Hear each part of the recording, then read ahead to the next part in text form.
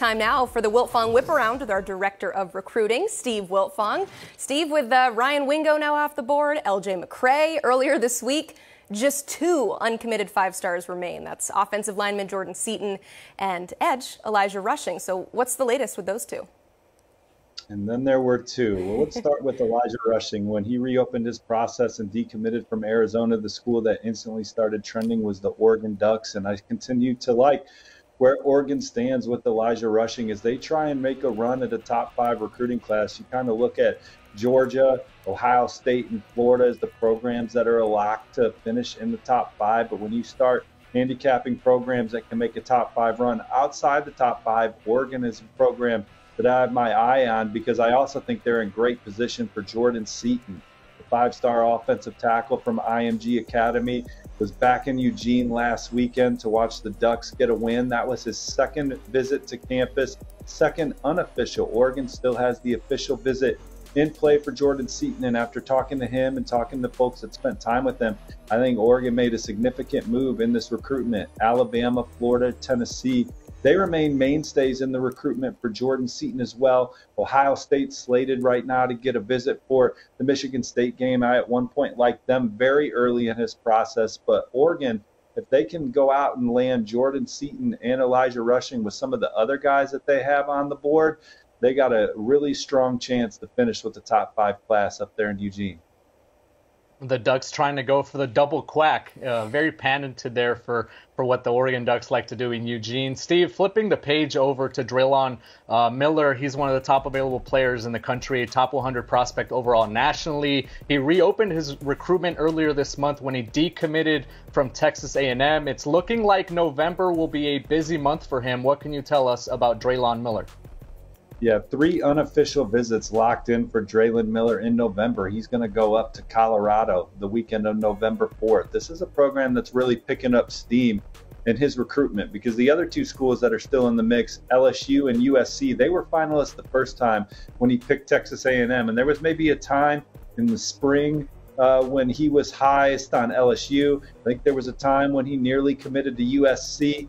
So he's got a lot of love for those 2 programs. But Colorado, the way that they've played on offense this year, the season that they've had from their quarterbacks and receivers is really catching his family's eye. And they look forward to getting up to Boulder and getting to know Coach Sanders and Coach Bartoloni and that coaching staff a lot better in person. Now, LSU, I think he was in Death Valley for the win over Auburn before he announced his decommitment, had a fabulous time, continues to have a great relationship with Coach Hankton, Coach Denbrock, and that coaching staff. They, again, love the offense in Baton Rouge. They would probably be the team that I would say was closest to watch after he opened his process. But I'm interested to see what happens with Colorado here. And then maybe that love for USC completely returns when he gets back out there for the UCLA game. They love Lincoln Riley, love his track record of receiver development and offense. So we'll see what happens after those 3 visits here. But he's got an exciting November planned, and he's certainly going to be one of the most coveted players in the country now. As Blair said, 8 weeks till the early signing period. Man, that was it's close. It's coming.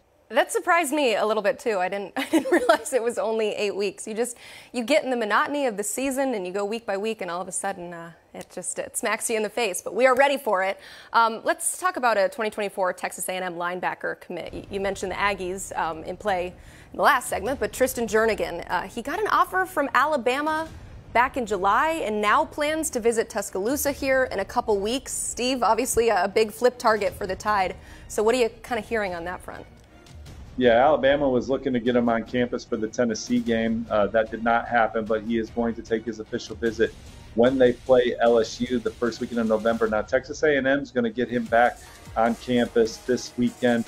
Nation's number 6 recruiting class. A&M's done a nice job of guarding some of their other commitments this cycle. They're also trying to flip receiver Isaiah Williams for Florida. He might lock in a visit to A&M soon. But Alabama, I'm watching them closely. I think that them getting him on campus in 2 weeks could be a huge indicator of where that recruitment ends up coming out of the trip. But I really like the way Alabama's trending right now, and I think Texas A&M's kind of got to claw back into this thing, even though he's still on the Aggies commit list.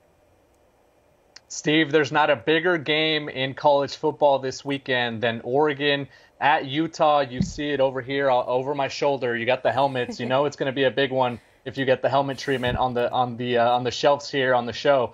A lot of recruits will be inside Rice-Eccles Stadium. It's going to be buzzing once again. They hosted Florida earlier this season. They also had UCLA. They drew big crowds. I think this crowd's going to surpass that. What does this visitor list look like for the Utes?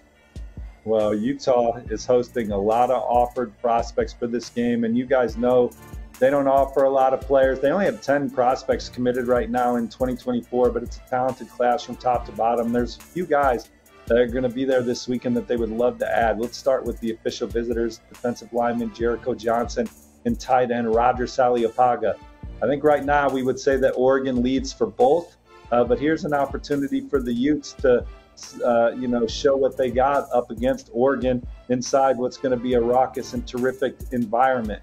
We both have Roger Saliopaga crystal ball to Oregon right now, and then we think Jericho Johnson's the Ducks have emerged as the favorite with Washington and USC also in play. And then there's a couple unofficial visitors that Oregon would love to land that Blair, you and I both have crystal ball to Utah. You have top 247 safety Faotala Salatala, and then linebacker Ephraim Asiata, nicknamed Fat Boy. That's much easier to say than these poly names, but we like Utah for both of those young men coming into the visit, and they're going to have a bunch of underclassmen players on campus that have an offer. One to highlight is receiver Jerome Miles from in-state. Joined Blair today with the 24/7 Sports crystal ball in favor of Utah for Jerome Miles coming into the visit. So going to be an exciting recruiting section. Last year when Utah beat USC at home, I think that helped them close their recruiting class very strong. And here's another opportunity, a similar situation. Blue chippers, top 247 guys, and coveted recruits coming to Utah to watch them play a pivotal Pac-12 ball game. And what an atmosphere that is there. They have hosted some big-time games so far, and certainly taking advantage of that on the trail. There's another big game in the Big Ten.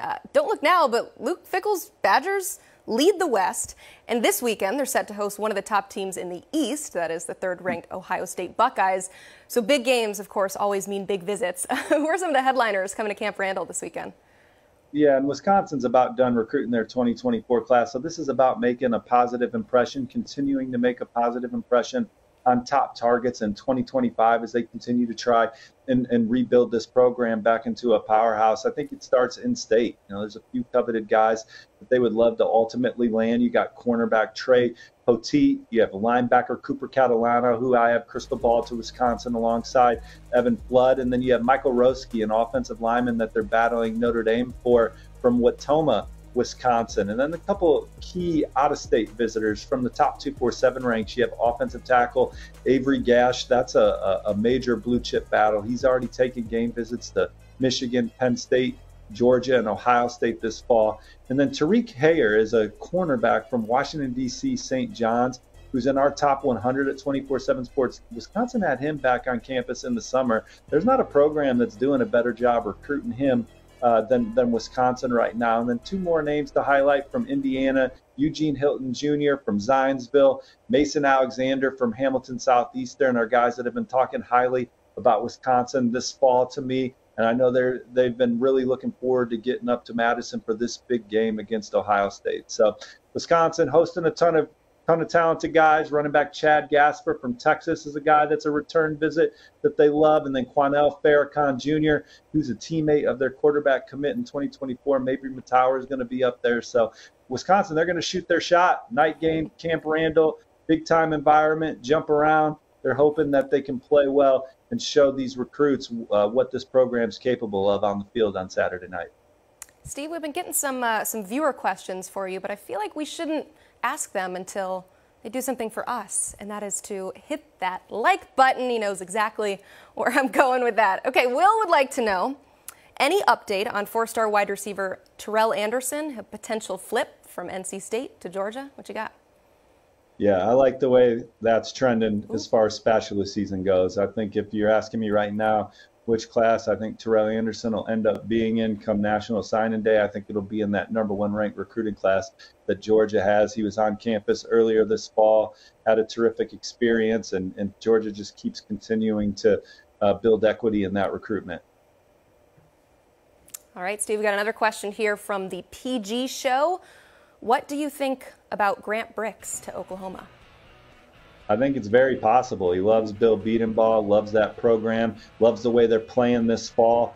Grant Brix is from a small town. Nebraska's close to home. Matt Rule and that program have also done a good job of showing him a great potential future. So that's kind of what Oklahoma's up against, in my opinion. But Bill Beatenbaugh, Brett Venables, Oklahoma, they definitely have impressed Grant Brix throughout this process, and they have a good chance to add him to what's a top 10 recruiting class. Oh, yeah, our friend Colin Kennedy from Sooners Illustrated, who was on a couple weeks ago, said a very similar sentiments. We'll continue to track that. And Steve, we know you'll be all over it. Thanks for being here today. You can check out more of his work on 247sports.com. And as always, to catch maybe some past Wiltfong Whiparounds that you might have missed, you can check out the 247 Sports YouTube channel. Also, once again, if you would, subscribe so you don't miss a thing.